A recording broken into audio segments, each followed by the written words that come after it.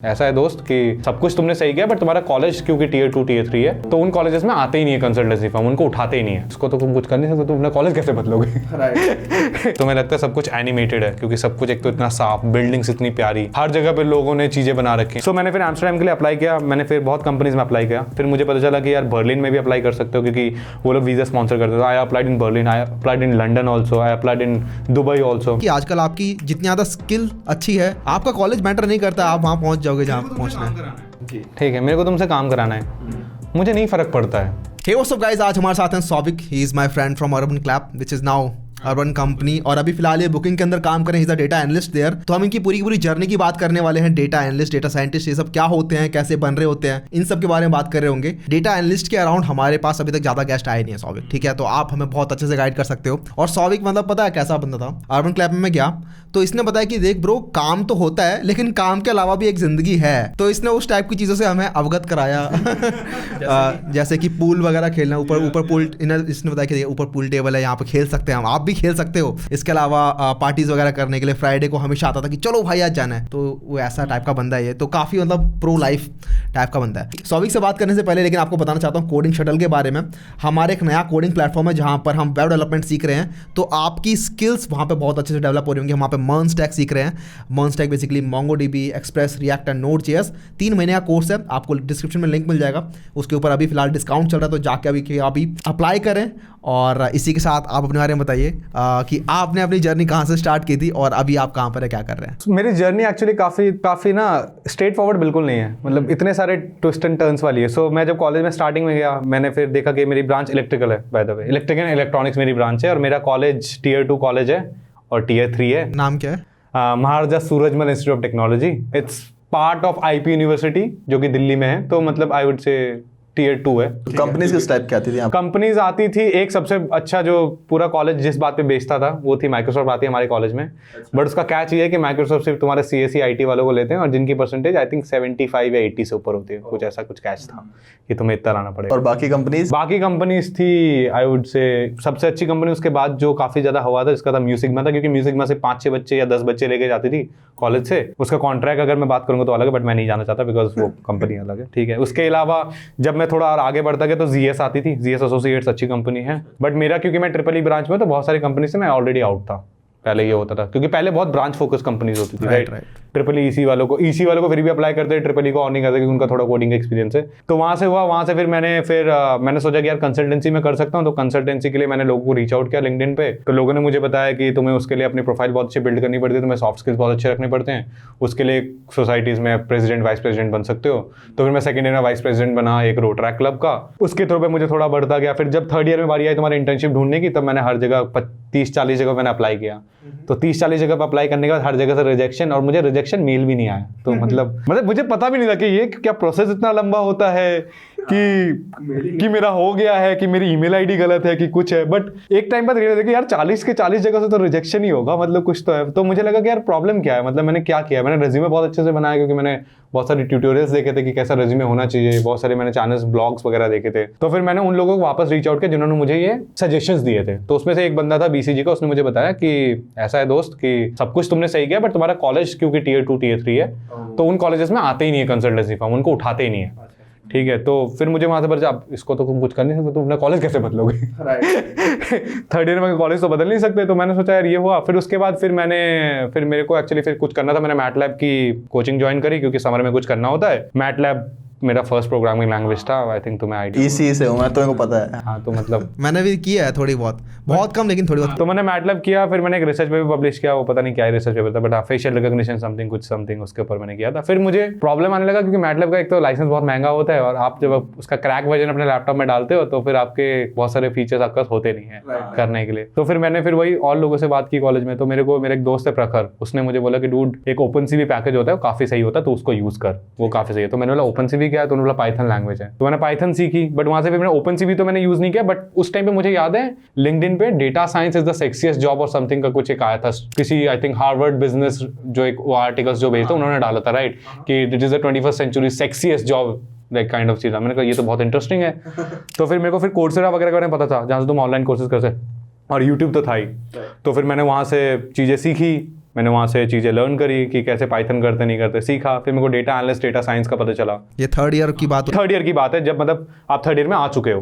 तो ये सब चीज़ें सीखा। फिर मैंने इंटर्नशिप के लिए अप्लाई किया। तो मेरे को एक बहुत ही छोटी सी कंपनी थी। मैं एक्चुअली इंटर्नशिप फेयर में गया था। आई थिंक मैं DTU या NSIT कहाँ गया था मुझे याद नहीं है। वहाँ बहुत सारे कॉलेजेस मिले, तो उनको मेरा रिज्यूमे बहुत अच्छा लगा, क्योंकि उनको बोला तुम्हारे सॉफ्ट स्किल्स तो बहुत अच्छे हैं, बट तुम टेक जॉब क्यों ढूंढ रहे हो। मैंने बोला क्योंकि मुझे, फिर मैं थोड़ा हो गया, मैं कुछ भी कर लूंगा अभी इंटर्नशिप के नाम पे। तो एक माई शॉप डील करके कंपनी थी, वो बेसिकली एक रियल एस्टेट कंपनी है, kind of like prop tiger housing type का, बट बहुत छोटे लेवल का स्टार्टअप था जिसमें सिर्फ 4-5 लोग थे। तो मैंने वो ज्वाइन किया, जहाँ पे मुझे स्टार्टिंग में पता चला कि यार तुम्हें थोड़ा बहुत डेटा वाला काम करना है, एनालिटिक्स वाला, बट ज़्यादातर आपको लोगों से बात करनी, कॉलिंग करना, आपको बताना है कि, और वो लोग रियल एस्टेट करते थे बट कमर्शियल रियल एस्टेट। तो बेसिकली एक घर खरीदते हो, दूसरा तुम इन्वेस्टमेंट के लिए करते हो। तो NRI क्लाइंट्स को डील करते हो, क्योंकि मेरी लैंग्वेज अच्छी थी तो उन्होंने ऐसे क्लाइंट्स को डील करने के लिए दिया। तो मेरी पहली इंटर्नशिप थी। फिर उसके बाद मैंने बोला यार यहाँ तो मैंने कुछ सीखा नहीं डेटा साइंस।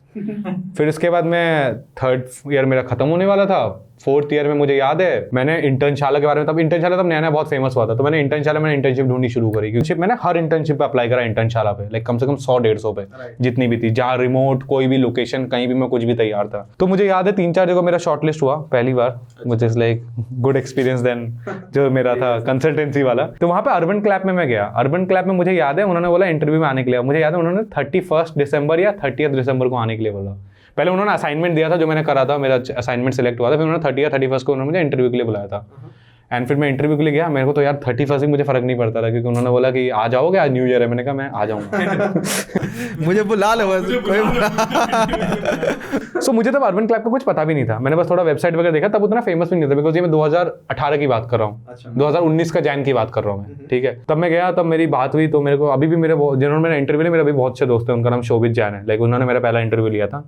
उन्होंने फिर पूछा, उन्होंने काफी अच्छे क्वेश्चन पूछे। लाइक उन्होंने मुझे अपना नोटबुक दे दिया, जुपिटर नोटबुक, बोला कि मुझे कोड एक्सप्लेन करके बताओ।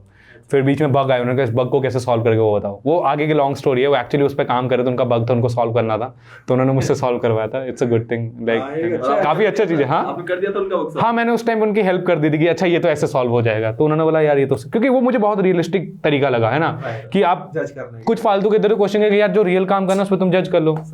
तो मैंने अर्बन क्लैप ज्वाइन किया, और मेरे को पता भी नहीं था कि यार ये स्टार्टअप, उस टाइम मुझे स्टार्टअप कुछ नहीं पता था। मुझे पता था यार छोटी कंपनी होती है, बड़ी कंपनी होती है। मेरे को देखा, मेरे को वहाँ का कल्चर बहुत अच्छा लगा, बिकॉज मेरा हुआ। फिर उसका मेरा एक और इंटरव्यू हुआ, मेरे लाइक जो मेरा एक्चुअल मैनेजर होना था, विच इज लाइक उसका नाम निखिल है। तो निखिल के साथ मैंने काफी काम किया। तो मेरे फिर इंटर्नशिप लगा, तो मैं गया। मैंने फिर इंटर्नशिप पहले उनकी 3 महीने की थी, किया मैंने 3 महीने, काफ़ी ज़्यादा मैंने दम लगा काम किया, बिकॉज वही है ना कि मेरे को कॉलेज के प्लेसमेंट में नहीं जाना।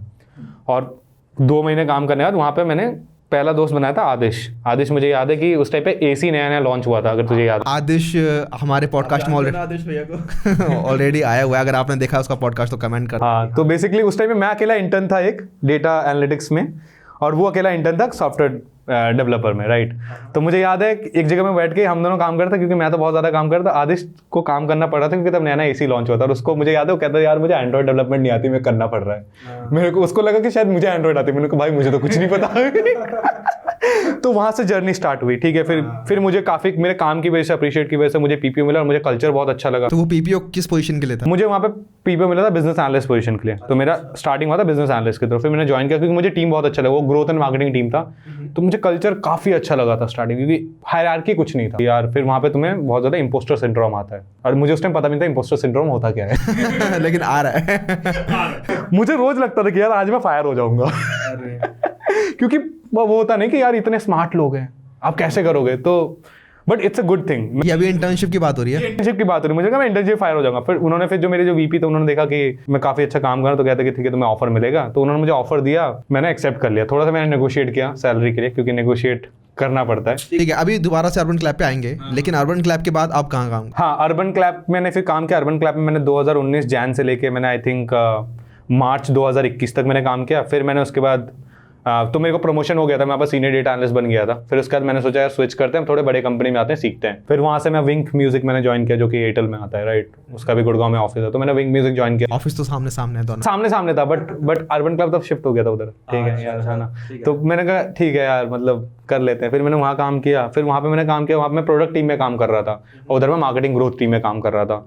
फिर मैंने वहाँ से सोचा यार ये हो गया, अब मेरे को प्रोडक्ट में काफ़ी इंटरेस्ट आने लगा था। तो फिर मैंने सोचा कि यार प्रोडक्ट में इंटरेस्ट आ रहा है, मैं प्रोडक्ट टीम में ही रहना चाहता हूँ, बट अभी एनालिटिक्स ही मेरे को सही लग रहा है, तो वही करता हूँ। तो फिर मैंने वहाँ से सोचा स्विच करने का। तो फिर मैंने इंडिया में बहुत कंपनी से पहले इंटरव्यूज़ दिए।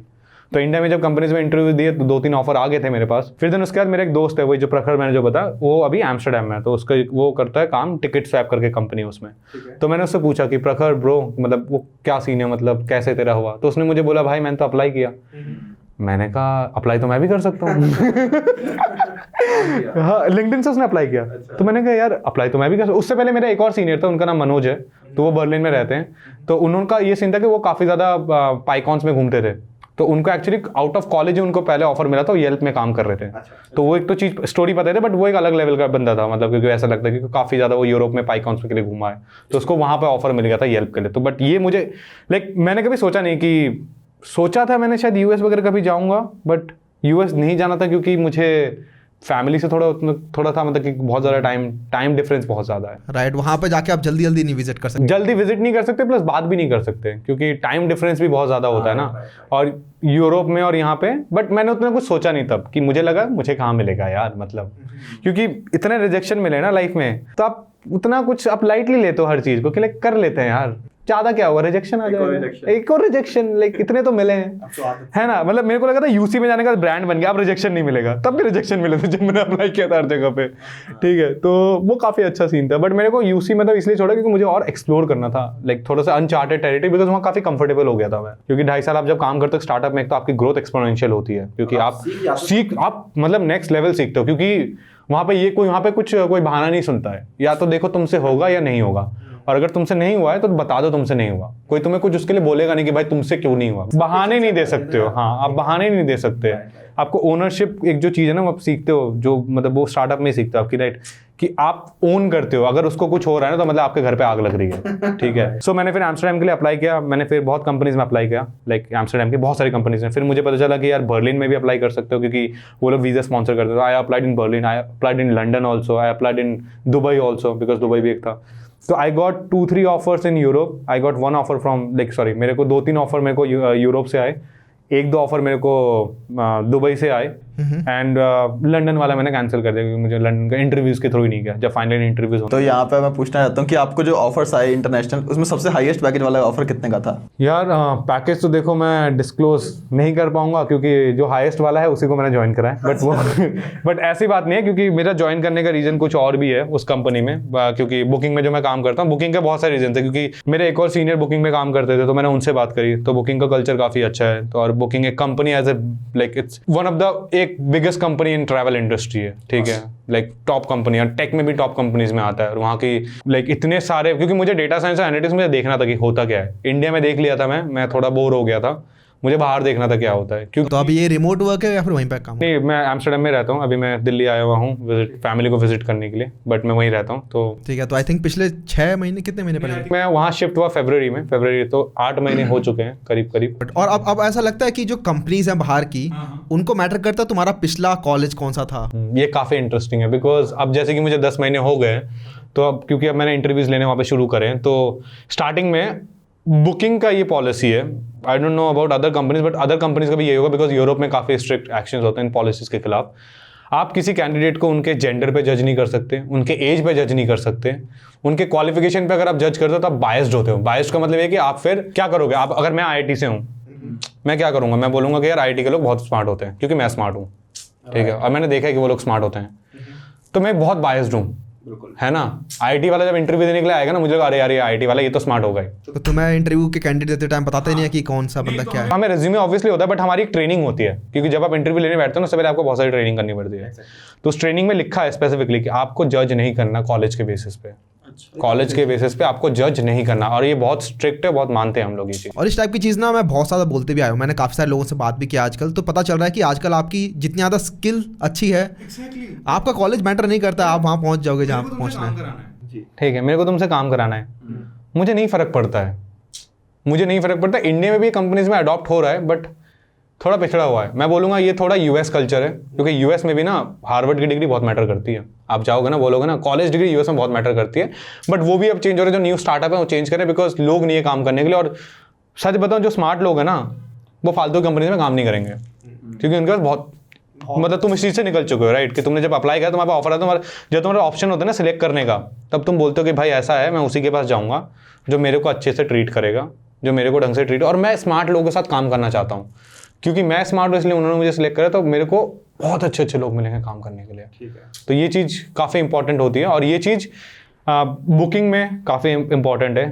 थोड़ा एडवर्टाइजमेंट, अगर आपको रेफरल चाहिए आप मुझे रीच आउट कर सकते हो। अगर आप राइट, इनका आपको लिंक्डइन मिल जाएगा नीचे आपको डिस्क्रिप्शन में। करना चाहते हो, we are always hiring and हर रोल्स के लिए ओपनिंग है, बट हम कभी भी कॉलेज के बेस पे नहीं करते। स्पैम होने वाला है लिंक्डइन तुम्हारा, याद रखना। ठीक है यार, मतलब इट्स कम्युनिटी को हेल्प करना काफ़ी ज़रूरी है, बिकॉज आपको भी मिला ये चीज़ का। बट हाँ, मतलब इस मामले में मतलब बुकिंग की मार्केटिंग हम खुद एम्प्लॉयज इसलिए करते हैं क्योंकि इट्स, मुझे ऐसा लगता है one of the best place to work अभी इस टाइम पे, क्योंकि ना हम लैंग्वेज के ऊपर जज करते, बिकॉज इंटरव्यूज जब लेते हो ना, तब रशिया से लोग आ रहे हैं जिनका इंटरव्यू ले रहे हो, टर्की से ले रहे हो, इंडियंस ले रहे हो, हर जगह कंट्री से होता है। किसी का भी इंग्लिश फर्स्ट लैंग्वेज नहीं होता, तो सबकी इंग्लिश में प्रॉब्लम होता है। बट जब आप कंपनी जाते हो तब आपको English, obviously communication first language वही है, बट ये मानते हैं कि यार तुम्हारी लैंग्वेज की वजह से तुम्हारा स्किल सेट नहीं डिफाइन होता है ना, तो ये चीज़ थोड़ा मैटर करता है। तो मैं जैसे आप अभी डेटा एनालिस्ट के तौर पे काम कर रहे हो, तो मेरे को जानना था कि डेटा एनालिस्ट, डेटा साइंटिस्ट और डेटा इंजीनियर, ये तीनों के अंदर जॉब रोल में क्या डिफरेंस होता है और कैसे करके ये मतलब सेम है क्या है? सेम है या अलग अलग है?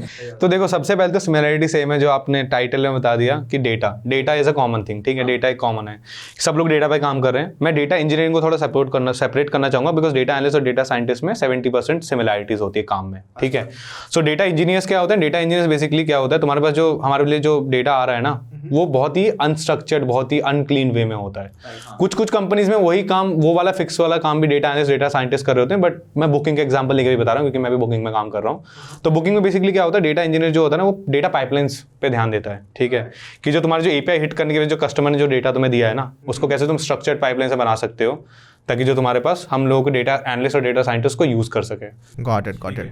तो सबसे पहले डेटा जो आया है वो हाँ, सो इंजीनियरिंग पार्ट उसका, राइट, समझ रहे हो ना, कि उसको मतलब कैसे क्लीन करना, कैसे फॉर्मेटेड लगाना, कैसे तुम्हें जॉब सेट करना है, तो इसमें बहुत डिटेल में जा सकते हैं। बट ये छोटा मोटा डिफरेंस है।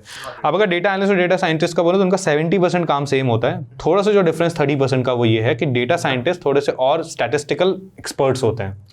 ठीक है, उनके बेसिकली अगर मैं बोलूँ, एक मेरे पास डब्बा है जिसमें स्किल सेट्स हैं, तो उस डब्बे, ये दोनों डब्बे का जो सामान है ना, वो जो डब्बा, ये डेटा एनालिस्ट का डब्बा और डेटा साइंटिस्ट का डब्बा है। तो ये सारे डेटा एनालिस्ट वाले स्किल्स डेटा साइंटिस्ट के डब्बे में जाएंगे। कुछ नहीं रहेंगे, जैसे विजुअलाइजेशन वाले पार्ट में डेटा एनालिस्ट बहुत स्ट्रांग होते हैं, जैसे डैशबोर्ड्स किस टाइप के होने चाहिए, क्या होना चाहिए, उस पर बहुत स्ट्रांग हैंड्स ऑन। सो माना जाए तो मेरे पास बेसिकली एक डेटा एनालिस्ट, एक इंडिपेंडेंस होना चाहिए उसके ऊपर विजुअलाइजेशन पे। बट डेटा साइंटिस्ट के लिए उनके विजुअलाइजेशन उतना इंडिपेंडेंस नहीं, एक लाइक एक्सपीरियंस विजुअलाइजेशन पे मैटर करता है। उसके ऊपर स्टैटिस्टिकल नॉलेज बहुत वाइड, बहुत स्ट्रांग होना चाहिए उसके ऊपर। ठीक है, कि तुम्हें ए/बी टेस्टिंग का बहुत ही इन डेप्थ आइडिया होना चाहिए।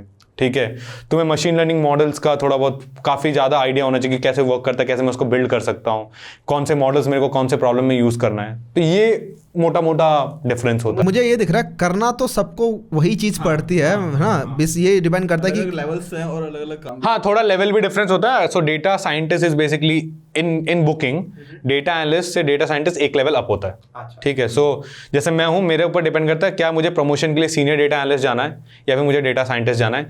प्रमोशन की लाइक सीनियर लेवल पे एक और इंडिया में तो सीनियर लेवल ऐसे ही सबको दे देते हैं, बट तुम्हें पता है बड़ी कंपनीज में एंड एक्चुअली में कंपनीज में सीनियर होने के लिए मतलब तुम्हें actually top of the game होना चाहिए, तो तभी उसको उसमें बनाया जाता है। तो भैया जैसे कि आप बता रहे थे आपका पहले रेज्यूमे शॉर्टलिस्ट नहीं होता था, लेकिन फिर बाद में क्या आपके रेज्यूमे शॉर्टलिस्ट होने लग गए, तो आपने ऐसा क्या किया जो रेज्यूमे आपके शॉर्ट? यार मैं बोलूंगा अभी भी मेरे सारे रेज्यूमे शॉर्टलिस्ट नहीं होते ये मैं बता देता हूँ। आई थिंक किसी के भी नहीं होते। हाँ 100% तो मतलब 100 नहीं, मैं बोलूंगा 50% भी किसी के नहीं होते होंगे यार, मुझे नहीं लगता। आप किस लेवल तक आप अप्लाई कर रहे हो उसमें तो डिपेंड करता है। उसमें डिपेंड करता है, बट मैं अगर ये बोलूँ तो देखो यार, मुझे पहले लगता था ना स्टार्टिंग में कि रेज्यूमे एक पेज का होना चाहिए, वो की बहुत अच्छी बात है, मैं बोलूंगा एक पेज का बनाओ। बट मैं ये बोलूंगा ना, तुम्हारा रेज्यूमे तुम्हारा एक्चुअली ना तुम्हारा first basically like first impression है कंपनी के लिए। फालतू की चीजें मत लिखो, जो तुमने काम करे वो लिखो, बढ़ा चढ़ा के मत लिखो, क्योंकि बढ़ा चढ़ा के लिखने से कोई फायदा नहीं है। तुमने एग्जैक्ट जो काम कर, जैसे कि अगर तुम एक फ्रेशर हो तो तुमने पर्सनल प्रोजेक्ट्स पे जो काम करा ना, वो काम कैसे करा है वो क्या करा है वो लिख दो, टूल्स क्या है वो लिख दो। ठीक है, उसके साथ तुमने क्या अचीव करा। तो अगर तुम एक डेटा एनालिस्ट डेटा साइंटिस्ट में जाते हो तो तुम्हें मेट्रिक मेंशन करना होता है, इसलिए तुमने ये चीज इतने % से बढ़ाया। अगर तुम कोई पर्सनल बनाते हो, जैसे मैं फॉर एग्जांपल देता हूं, मैंने किया था, मैंने एक पर्सनल प्रोजेक्ट किया था कि मैं बेसिकली उस टाइम पे ना ब्लड डोनेशन कैंप में मैं काम करता था, बिकॉज मैं रोड ट्रैक में था वाइस प्रेसिडेंट। तो मेरे को ब्लड डोनेशन, तो मेरे को बहुत अजीब लगती थी कि यार हम लोग हमेशा डेटाबेस कलेक्ट करते थे, ठीक है, लोगों को आते थे फ़ोन नंबर वगैरह सब कुछ, और हमें पता था किसने ब्लड दिया किसने ब्लड नहीं दिया।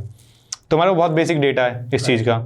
कॉलेज में तो हम लोग हर साल एक बार करते थे, तो मैंने बोला यार एक रिकमेंडेशन इंजन बनाता हूँ मैं, ठीक है, या फिर एक लेट्स से रिकमेंडेशन से बेटर मैंने अगर मैं और क्लियर टर्म में बोलूँ तो मैं बेसिकली एक ऐसा एल्गोरिथम बनाना चाहता हूँ जो मुझे प्रेडिक्ट करके दे कि अगले ब्लड डोनेशन कैंप में ये 1000 लोगों में से कौन बंदा ब्लड डोने आएगा।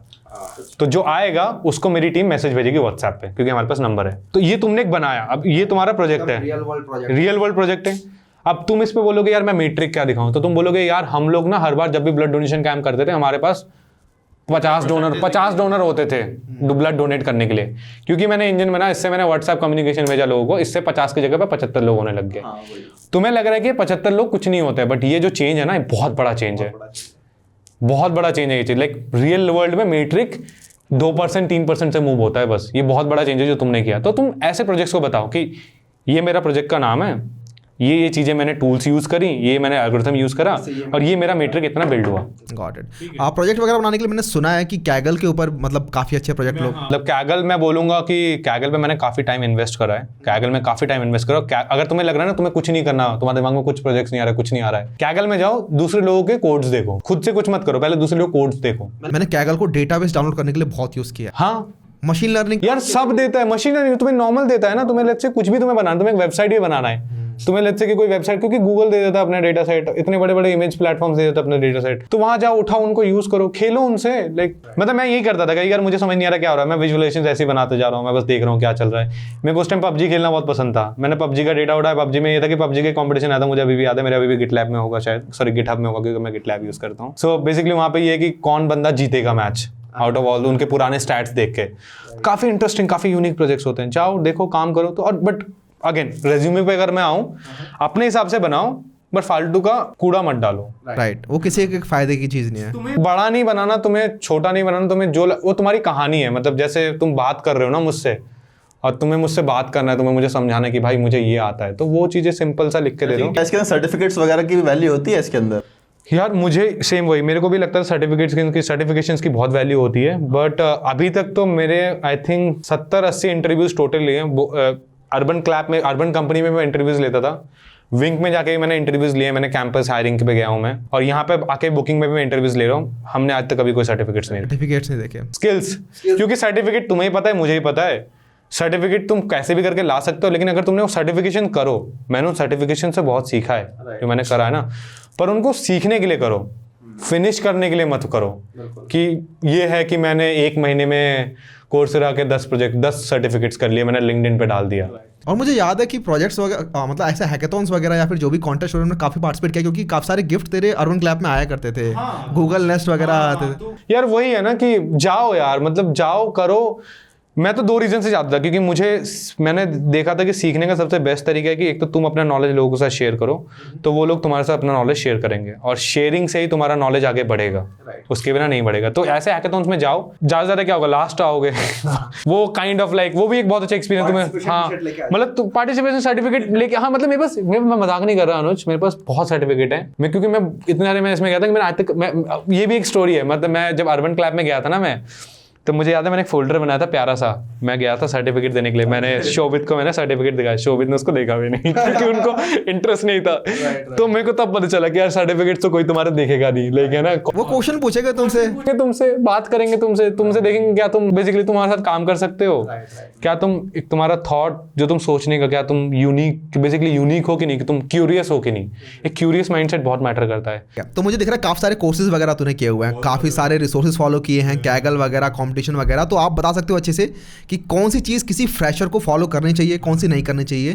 तो एक गाइड करो यार कि क्या चीज करें, क्या चीज ना करें, अगर डेटा साइंटिस्ट या डेटा एनालिस्ट बनना है तो। पहली चीज जो मत करो वो ये है कि यूट्यूब में जाके 50 वीडियोस देखना कि road map for data scientist क्या होता है, ठीक है, पहले ये चीज मत करो। गूगल पे जाओ, सर्च करो कि road map for data scientist, जो पहला लिंक दिखे बिना एड वाला, उस पर क्लिक करो और उसका ब्लॉग पढ़ लो, क्योंकि इट्स सेम। मैंने इसमें भी बहुत टाइम वेस्ट किया, बिकॉज मेरे को थोड़ा था कि यार पहली बार ऐसा हुआ, मैंने ये सब चीज़ें मिस करा, इस बार मुझे कुछ मिस नहीं करना, इस बार मुझे पूरा परफेक्ट। मेरे को याद है मैंने कम से कम 1-1.5 महीने इसी में वेस्ट करा कि क्या रिसोर्सेज होने चाहिए, ये नहीं करना है, ठीक है। तो जाओ, बहुत बेसिक है, मैं सिंपल बता देता हूँ, 4 चीज़ें तुम्हें करनी होती है as for being a data analyst and data scientist.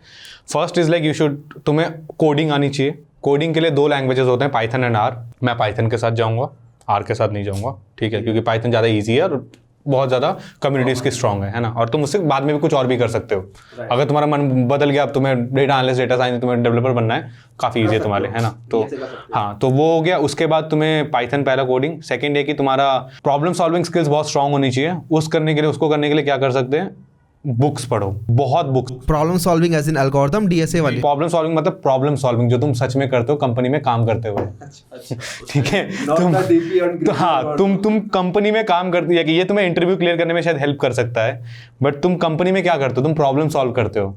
और थोड़ा सा इसमें डिफरेंस होता है एक एसडी और एक डेटा एनालिस्ट और डेटा साइंटिस्ट में, कि यहाँ पे हम लोग वर्चुअल प्रॉब्लम सॉल्विंग की बात करते नहीं है, हम लोग करते हैं जो कंपनीज में रियल प्रॉब्लम्स चल रहे हैं। कोई एक एग्जांपल? जैसे कि मेरी ऐप है, लेट्स से स्ट्रीमिंग ऐप है, विंग का मैं एग्जांपल देना चाहूंगा। तो वहाँ पे ऐप में आ रहे हैं लोग, गाने सुन रहे हैं, बट लोग सब्सक्रिप्शन नहीं खरीद रहे हैं। मैं सब्सक्रिप्शन कैसे पता करूँ कि लोग सब्सक्रिप्शन क्यों नहीं खरीद रहे हैं? तो एक प्रॉब्लम है। इसको तुमने ऑलरेडी पहले पता कर लिया कि तुम्हें कोड करना आता है, उनको पता है कि तुम कोड कर लोगे, ठीक है, तुम प्रॉब्लम को देख लोगे, लेकिन प्रॉब्लम सॉल्व करने तुम्हें क्या करना पड़ेगा, तुम्हें बुक्स पढ़नी पड़ेंगी इससे रिलेटेड। अब वो बुक्स कैसी होती हैं, सेल्फ हेल्प बुक्स पढ़ो। सो मैं थोड़ा मैं बैक में जाना चाहूंगा कि लाइक बिकॉज जब मैं कॉलेज में था तो मैं प्लेसमेंट कोऑर्डिनेटर था, ठीक है। मैं तो बेसिकली मेरे कॉलेज के सीनियर थे, वो म्यूसिग्मा में काम करते, तो म्यूसिग्मा आए तो मैंने उनसे पूछा था कि सर आप मुझे थोड़ा हेल्प करेंगे, अगले साल मुझे भी बैठना है 1-2 साल बाद, तो मैं कैसे अपने आप को इंटरव्यू के लिए प्रिपेयर करूँ। तो उन्होंने मुझे एक टिप दी थी जो मुझे अभी तक याद है, जिसको मैं अभी भी फॉलो करता हूँ, और वो आई थिंक अब काफ़ी कॉमन टिप है, सब देते रहते हैं। कहते हैं हमेशा बुक्स पढ़ते रहो, कभी भी बुक्स पढ़ना छोड़ो मत, क्योंकि तुम्हारे ब्रेन को सीखना बहुत ज़रूरी है। और बुक सबसे बढ़िया तरीका सीखने का, क्यों? क्योंकि लोग अपने सालों की उनकी जो मेहनत, उनकी जो ज़िंदगी है, लाइक मेरी पहली बुक थी शू डॉग, जो कि नाइकी के स्टोरी के बारे में है कि नाइकी कैसे बना, क्योंकि मैं स्टार्टअप तब सुन रहा था, बट मुझे ऐसा जानना था कि ऐसा कोई बिजनेस जिसको सालों साल लगे बनने में। तो नाइकी की अगर तुम वो बुक पढ़ोगे ना, शू डॉग, वो तुम्हें समझ में आएगा कि नाइकी का बिजनेस कैसे बना, उसने कितने प्रॉब्लम्स लाइफ में सॉल्व किए। तो ऐसे self help books, like autobiographies पढ़ो, जैसे इलॉन मस्क की ऑटोबायोग्राफी पढ़ोगे तुम्हें पता चलेगा कि उसने स्पेसएक्स में क्या क्या चीजें हुई। समझ रहे हो, मतलब उस बंदे से तुम कभी जाके बात नहीं कर सकते, लेकिन उसने अपनी कहानी लिख रखी है, ठीक है। और ऐसी बुक्स है डेटा रिलेटेड, तो डेटा रिलेटेड बहुत सारी बुक्स हैं, Amazon पे जाओ सर्च करो, गूगल पे जाओ सर्च करो, तो बुक्स पढ़ो। This is the second thing. Third thing मैं बोलूंगा कि वो है कि कैगल बेस्ट रिसोर्स है, वहां पे जाके तुम लोगों के देखते रहो कि लोग कैसे एक्सप्लोरेटरी डेटा एनालिसिस कैसे कर रहे हैं, लोग कैसे सॉल्व कर रहे हैं, उनको देखो, उनको फिर अपने हिसाब से बनाओ, और साथ में अपना प्रोफाइल बिल्ड करने के लिए चीजें अपने गिट पे डालते रहो, है ना। तो तुम्हारा उससे क्या होगा, तुम्हारा गिट भी बहुत अच्छा हो जाएगा, क्योंकि गिट हमें लगता है बहुत ईजी, बट गिट बहुत कॉम्प्लेक्स है। मैं ऑलमोस्ट अभी मैं रोज एक प्रॉब्लम फेस करता हूँ गिट में, बट एनीवे ये तो पार्ट है। तो ये हो गया। उसके अलावा कोर्सेज की बात अगर मैं करूँ तो कोर्सेज जैसे कि मैं बोलूँ कि यार उसमें मत वेस्ट करो, अगर तुम अफोर्ड कर सकते हो पैसे दे करना, तो एक अच्छा खुद से तुम थोड़ा रिसर्च खुद से करो, मैं ये बोलूंगा, है ना। गूगल पे बाकी मैंने सुना एंड्रू उंग का कोर्स काफी सही है। एंड्रू एनजी का जो कोर्स है वो बेसिकली मैं ये बोलूंगा वो मशीन लर्निंग के लिए है, ठीक है। वो बेसिकली वो काफ़ी तुम्हें बहुत अच्छे समझाता है, और वो थोड़ा सा आउटडेटेड भी है अभी इस टाइम पे। अब उन्होंने एक नया बनाया, वो तुम फॉलो कर सकते हो, बट मतलब मैं किसी को बोलूंगा नहीं जो मैंने किया नहीं, मैंने उनको पुराना वाला किया था, तो मुझे उनका हाँ वो मशीन लर्निंग, जिसमें वो बोलते हैं कि अगर तुम्हें एक कोर्स आ गया तुम ऑलरेडी सिलिकॉन वैली के 50% लोगों से ऊपर हो, जो कि फैक्ट भी है, क्योंकि तुम्हें उसमें लिटरल मैथमेटिक्स समझ में आता है, ठीक है। और इसी पे आते हैं मैथमेटिक्स से रिलेटेड चीजें जो तुम्हें चाहिए, तुम गूगल करोगे मिल जाएगा, प्रोबेबिलिटी, ठीक है, स्टैटिस्टिक्स, ठीक है, स्टैटिस्टिक्स के अंदर कैजुअल, कॉजियल इन्फ्रेंस, ये सब चीजें, बहुत सारे टॉपिक्स हैं, बात नहीं करने का फायदा इसका भी, क्योंकि वो तुम्हें ऑनलाइन ऑलरेडी मिल जाएगा। तो ये सब चीजें करो, तो ये समझ रहे हो, मतलब इट्स ए लर्निंग फेज। अभी के टाइम पे तुम्हारे 7-8 चीजें काम आ रही हैं, कल को जाके तुम्हें 2 चीजें और करनी पड़ेंगी, तो क्योंकि ये चीज काफी कॉमन है कि तुम्हें लर्निंग रुकेगी, लर्निंग कभी नहीं रोकनी, करते रहो, लोगों से बात करो। अभी भी काम कर रहे हो, लेकिन लर्निंग हमेशा कुछ ना कुछ नई चीज लर्न डेली करते हो। मैं ये बोलना चाहूंगा जो मैंने चीज नहीं कर पाया अपने टाइम पे, बट मैं अब जा रहा हूँ, कोशिश करो अगर तुम्हें एक मेंटोर मिल जाए तो ये कोशिश करो, पेड मेंटोर नहीं, अनपेड मेंटोर। पैसे देके मेंटोर का फायदा नहीं है। कोशिश करो अगर तुम्हारा कोई जान पहचान वाला या फिर लिंक्डइन पे लोगों रीच आउट करो यार, क्योंकि मैं मतलब अभी भी मैंने अपने बुकिंग में जाके मेरे एक मेंटोर है, उनका नाम टिम है, he is amazing in statistics, like 5-6 साल का उनका डेटा साइंस का एक्सपीरियंस है। मतलब मुझे बात करके मुझे मजा आता है उनसे, कि जब मैं उनको बताता हूँ ना कि मैं ये पढ़ रहा था, मेरे को ये वैसा हुआ, तो बोलते हैं कि ऐसे नहीं वैसे होता है। तो वो मेंटोर्स के साथ जो तुम्हारा कॉन्वर्सेशन होता है ना, काफ़ी हेल्प करता है। और ये मेंटोर वाली चीज़ भी मैंने यूसी में सीखा था, क्योंकि एक प्रतीक मुखर्जी थे, मतलब हैं अभी वो यूसी में काम नहीं करते, खैर कहीं और है, बट उन्होंने मुझे ये चीज़ थोड़ा गाइड किया था कि यार मेंटोर फाइंड करना बहुत ज़रूरी है लाइफ में, क्योंकि तुम्हें कांस्टेंट क्वेश्चन पूछने होते हैं। तो लिंक्डइन पे लोगों को रीच आउट करो, क्योंकि उनका भी फायदा होता है कि उनके भी कम्युनिकेशन स्किल्स बहुत स्ट्रांग होते हैं, इस वजह से उनके भी खुद के सब्जेक्ट्स क्लियर होते हैं। तो ये मेरे कुछ टिप्स हैं रिगार्डिंग। बहुत सही, आई थिंक काफी सारे लोगों की काफी हेल्प होने वाली है इनसे। तो इंडिया में काम किया हुआ तुमने, अब एम्स्टर्डम में काम कर रहे हो, फिलहाल आए हुए हो, किस तरीके के डिफरेंसेस आपको दिख रहे हैं कि एम्स्टर्डम में किस तरीके का वर्क कल्चर है, कंपनी बेसिस पे भी एंड देन कंट्री बेसिस के ऊपर भी क्या डिफरेंस? तो वहाँ मैं मूव हो गया तो एक तो पहले जाके सब कुछ डिफरेंट दिखता है, तो मुझे लगता है सब कुछ एनिमेटेड है क्योंकि सब कुछ एक तो इतना साफ, बिल्डिंग्स इतनी प्यारी, हर जगह पे लोगों ने चीजें बना रखी हैं। एक रियल लाइफ फिल्टर लग रहा है। हाँ, एक रियल लाइफ फिल्टर, मतलब मेरे को अभी भी याद है कि मैंने पिक्चर्स डाला था स्टार्टिंग में, तो सेम अगेन आदिश बोलूंगा, आदिश बोलते भाई तेरे फोन, तूने कौन सा फोन लिया है, तेरे सारी फोटोज अच्छी क्यों दिख रही है? मैंने बोला कि यार जो तेरे पास है मेरे पास भी वही है। ठीक है, तो फिर वही, तो मैंने फिर डिसाइड किया, फिर वहां जाकर पहले ये हुआ। सेकंड चीज हुआ कि इंडिया में ना काफी रश बहुत ज्यादा था, ठीक है, और जिस चक्कर मुझे भी था कि सब कुछ जल्दी जल्दी करना है, ये जल्दी करना, वो जल्दी करना, यहाँ जल्दी आना, वहाँ जल्दी आना। वहाँ पे चीज़ें काफ़ी थोड़ा काम है, लाइक लोग रश नहीं करते हैं क्योंकि लोग बोलते हैं यार आराम आराम से करेंगे। तो वहाँ पे एक और चीज़ है, लाइक क्वालिटी ओवर क्वांटिटी है। लोगों को ज़्यादा चीज़ें नहीं चाहिए, लोगों को कम चीज़ें चाहिए, लेकिन क्वालिटी अच्छी चाहिए। तो सेम उस वजह से तीसरा फोर्थ जो भी चीज़ आ जाती है वो ये है कि मटेरियलिस्टिक लोग बहुत कम है और इंडिया में मटेरियलिज्म बहुत ज़्यादा है। मतलब वो मुझे भी था, मतलब तुम सैलरी के, तुम्हारे पास ये है, हाँ, तुम सैलरी के पीछे क्यों भागते हो? तुम बोलते हो यार मेरे को पहली सैलरी मेरे को 10 लाख की मिल गई, यार मेरे दोस्त को 25 मिली है, मुझे भी 25 चाहिए। क्यों चाहिए 25? क्योंकि यार उसने गाड़ी ली है, मुझे भी गाड़ी लेनी है। ये हमने तो यूसी में देखा था राइट कि हम सब जा रहे थे कैब से, मेट्रो से, और एक दो दोस्तों के पास गाड़ी थी तो हम लोग अरे भाई सही है, तो उसने तो मतलब वही है कि काफी मेटेरियलिस्टिक रहता है। बट वहां तुम जा रहे हो एम्स्टर्डम में, देखो सब साइकिल चला रहे हैं तो, क्योंकि तुम गाड़ी ले सकते हो, अफोर्ड कर सकते हो, बट इट्स लाइक क्यों लेना? क्योंकि सब साइकिल चला रहे हैं। क्योंकि तुम जिस कंपनी में, तुम भी साइकिल से आ रहे हो, तुम्हारा मैनेजर भी साइकिल से आ रहा है, उनका मैनेजर भी साइकिल से आ रहा है, उनका फिर मैनेजर भी साइकिल से आ रहा है। तो काफी अच्छा, लाइक कोई पैसों के ऊपर कोई शो ऑफ, बहुत कम मटेरियलिज्म है वहाँ पे। तो ये मेरे को बहुत अच्छा लगा। मतलब उस वजह से मेरे को जो लर्निंग कब की बात कर रहा था ना, कि प्रोफेशनली तो मैं ग्रो कर रहा था, मुझे पर्सनली भी ग्रो करना था, मुझे और चीजें देखनी थी। ठीक है, मेरे को डाइवर्स कंपनी में काम करना था। तो मेरी टीम में फ्रेंच है, मेरी टीम में न्यूजीलैंड से, मेरी टीम में चाइना से, मेरी टीम में कोरिया हांगकॉन्ग से हैं, और ऑब्वियसली इंडियंस भी हैं। इंडियंस तो हर जगह है राइट। सो ये काफ़ी ज़रूरी था। अब आ जाता है टेक कम्युनिटी की बात। सो टेक कम्युनिटी की अगर मैं बात करूँ, सबसे पहली चीज़ ये है कि डाइवर्सिटी में अगेन लेके आऊँगा, क्योंकि लोग इतने डाइवर्स हैं। ठीक है, कुछ लोग हैं जिन्होंने सिर्फ बैचलर्स करके आए हैं, कुछ लोग हैं जो मास्टर्स करके आए हैं। मेरी टीम में जैसे 3-4 लोग पीएचडी वाले लोग हैं। ठीक है, बट उन लोगों के अंदर उतना एटीट्यूड भी नहीं है, राइट, कि मैं पीएचडी वाला हूँ, मेरे नाम का डॉक्टर है। सो मेरा एक जोक है, मेरे एक फ्रेंड है फेलिपे, मेरी टीम में कलीग है, तो मैं उनको हमेशा ऐसे बोलता हूँ डॉक्टर, क्योंकि एक थोड़ा ये I think big bang theory अगर तूने देखी होगी शायद, उसमें शेल्डन कूपर डॉक्टर ऐसे एक दूसरे से बात करते हैं। सो मैंने बोला डॉक्टर। सो कभी एक दिन मुझे बोलता है डॉक्टर, मैंने कहा ना मुझे मत बोलो, ये मेरे को 7 साल पढ़ना पड़ेगा, मैं उतना नहीं पढ़ सकता। तो ये कम्युनिटी बहुत अच्छी है, मतलब लोग इतने फ्रेंडली हैं, लोग चीज़ें शेयर करते हैं, नॉलेज शेयर करते हैं। मतलब मैं गया हूँ, मेरे जो माइंड सेट है, जो मेरा क्यूरियोसिटी है, मुझे और सीखना है, तो मेरे को वहाँ पे लिटरली फुलफिल हो रहा है कि लोग इतने हेल्पिंग है कि मतलब मैं किसी को भी रीच आउट करता हूँ कि कि ऐसा कैसे हो रहा है। ये मेरे को कहीं मिला नहीं इंडिया में।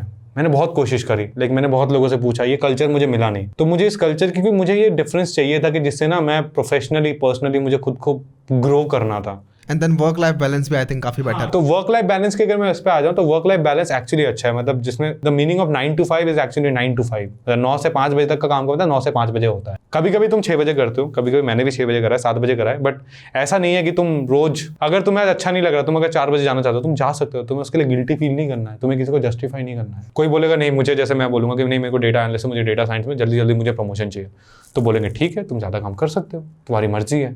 ठीक है, तो ये तुम्हारे पर डिपेंड करता है। बट हाँ, मतलब 9 to 5 का मतलब एक्चुअली 9 to 5 है, इट्स नॉट लाइक 9 to 7 और 9 to 10। तो आपको लगता है कि ये वर्क कल्चर जो है कंपनी वाइज डिपेंड करता है, तो कंट्री वाइज डिपेंड करता है? सो जब मैं स्टार्टिंग में गया तो मुझे लगा शायद बुकिंग का वर्क कल्चर ही काफ़ी ऐसा अच्छा है, राइट। बट मेरे दोस्त हैं जो वहाँ के स्टार्टअप्स में भी हैं, तो उनके पास भी सेम फ्रीडम है ना, कि जब वो जाते हैं, वो मेरा एक दोस्त है, मेरे काफ़ी दोस्त वहाँ पे बने, तो वो सब बताते हैं कि लाइक ऐसा नहीं है, सिर्फ मेरा नहीं है। मतलब मेरे जो नेबर्स हैं, मेरी एक और नेबर है जो डेटा एनालिस्ट है, वो किसी बैंक में है, तो मुझे लगा बैंकिंग में तो काफ़ी गंदे आवर्स होते हैं, क्योंकि वो तो कहना है कि बैंकिंग में तो तुम्हें बहुत ज़्यादा काम करना पड़ता है, बट उनका भी सेम वही है, वो भी उसी टाइम पे आते हैं। तो it's like I think Europe का कल्चर ही ऐसा है। अगर आप यूरोप में जाओगे तो यूरोप का कल्चर ही ऐसा है जिसमें आपकी पर्सनल लाइफ को आपकी पर्सनल लाइफ मानते हैं। मतलब आपको पर्सनली कोई व्हाट्सएप पे मैसेज नहीं करेगा, और करेगा भी तो फिर शायद कुछ अर्जेंट होगा तब करेगा। जैसे इंडिया में है, एक और मैं एग्जांपल देके इसको बताना चाहूँगा। जैसे इंडिया में है ना, तुम बोलते हो कि तुम डेटा एनालिस्ट बन गए, फिर तुम्हें सीनियर डेटा एनालिस्ट बनना है, फिर तुम्हें मैनेजर डेटा एनालिस्ट बनना है, तो फिर तुम्हें कुछ और बनना है, और तुम्हें जल्दी जल्दी प्रमोशन करना है, तभी तुम लाइफ में सक्सेसफुल हो। ऐसा नहीं है यार। मतलब अगर तुम डेटा एनालिस्ट हो या फिर डेटा साइंटिस्ट से खुश हो तो तुम 7-8 साल डेटा एनालिस्ट डेटा साइंटिस्ट पे काम करो। तो सौविक काफ़ी अच्छी काफ़ी इंस्पायरिंग जर्नी मुझे आपकी दिख रही है कि कॉलेज में एक बच्चा जिसके रिज्यूमे शॉर्टलिस्ट नहीं हो रहे थे and now you are working at Booking, जो कि एम्स्टर्डम में आप काम कर रहे हो और बहुत अच्छा काम कर रहे हो, और आपने काफ़ी अच्छी नॉलेज शेयर की, काफ़ी सारे लोगों की काफ़ी सारी हेल्प होगी मुझे पता है। तो thank you for coming to the show and best of luck for your future. Thank you, काफ़ी अच्छा लगा बात करके, it was a good conversation. या बहुत अच्छी थी सही में। हाँ लाइक कम्युनिटी को आपको मैं मेरा लास्ट में एक और एंड नोट पे बोला जाऊंगा, लाइक जिस हिसाब से तुम कर रहे हो इस पर, like it is mostly like community को वापस देना, राइट? मुझे पता है कि राइट नाउ जो तुम कर रहे हो उसके हिसाब से you can do 100 other things, but because you are passionate about it. So एक यही बोलूंगा कि यार जो भी चीज़ करनी है ना थोड़ा पैशनेटली करो। और अगर जब तुम अचीव कर लेते हो ना तो थोड़ा सा लोगों को अगर तुम वापस दोगे ना तो तुम्हें बहुत कुछ रिटर्न में वापस मिलेगा। शेयरिंग इज केयरिंग जो स्कूल में एक चीज बोलते थे, एंड नॉलेज शेयर करने से बढ़ता है, तो वो एक्चुअली वो ट्रू है, वो एक्चुअल ट्रू है। बिकॉज यूसी में भी बिकॉज मैं तुमसे बात करता था इसलिए हम लोग इतने अच्छे दोस्त हैं अभी, है ना? मतलब हमारा जो ग्रुप है अभी भी जो अर्बन क्लैप, कि हम इंजीनियरिंग के थे, ये डेटा साइंटिस्ट, लेकिन कहाँ कोई मतलब मैच नहीं है। मतलब हमारा होता था, बट बिकॉज हम सारे फ्रेशर थे तो हम सारे आते थे, बात करते थे, एक साथ मस्ती करते थे, खेलते थे, काम करते थे, मतलब रात भर जाग के हमने साथ में काम करा है, अलग अलग चीज़ों पे काम। बट वही है कि एंड में ये है कि लोगों से मिलो, बात करो, शेयर करो चीज़ें। अकेला खुद पे रख के करोगे ना तो वो होता है ना कुएं के मेंढक टाइप बन के रह जाओगे। लोगों को बताओ। और हाँ, it's great to be in the show. Nice man. Yeah. Okay, bye bye. इधर bye कर दे। Bye. ठीक है, तो हे व्हाट्स अप गाइस, आज हमारे साथ हैं सौविक मेरा अर्बन क्लैप का काफ़ी अच्छा दोस्त है। Urban Company which is now Urban Company. Yeah right Urban Clap is now Urban Company. तो ये अभी फिलहाल काम कर रहे हैं बुकिंग के अंदर। He is a data scientist, नहीं data analyst. Okay, I am sorry, फिर से करते हैं। ये चीज़ मत कर भाई, आई एम सॉरी। जब अपने गेस्ट को बुला रहा उसका तेरे को टाइटल भी नहीं पता। तो फिर से करते हैं। Sorry, he is not a data scientist, analyst. ठीक है यार, एनालिस्ट तो छोटे नहीं होते, किसको बुला लिया हमने? Thank you. काफ़ी छोटा फील कर रहा हूँ मैं। हाँ। तो सपोज करो हम बात करते हैं रिकमेंडर सिस्टम इन इंस्टाग्राम के अंदर रील्स का रिकमेंडर सिस्टम बनाना है। तो इसके अंदर जो स्टेप्स हैं, तो कौन बंदा कौन सा स्टेप कर रहा होगा? डेटा इंजीनियर क्या काम करेगा, डेटा साइंटिस्ट, डेटा एनालिस्ट क्या काम करेगा? यार देखो, मैं कैसे समझा, मैं इसका एग्जांपल नहीं बताना चाहूँगा क्योंकि मुझे आइडिया नहीं है, मुझे नहीं पता इंस्टाग्राम कैसे करता है। मैं अगेन मैं अपना एग्जांपल ही देना चाहूँगा। हाँ, काफ़ी लंबा हो जाएगा यार ये। तो मुझे फिर वही कह रहा हूँ, कट। तू मुझसे ना इतने छोटे छोटे क्वेश्चन नहीं है ये, तू मुझसे पूरा रिकमेंडेशन सिस्टम बिल्ड करने की बात कर रहा है। इस क्वेश्चन को ऐसे डाल, पता है कैसे बोल? इस क्वेश्चन को मत डाल, इस क्वेश्चन को हटा दे। इस क्वेश्चन को ऐसे डालते, इस क्वेश्चन को नहीं डालते। हाँ, नहीं डाल।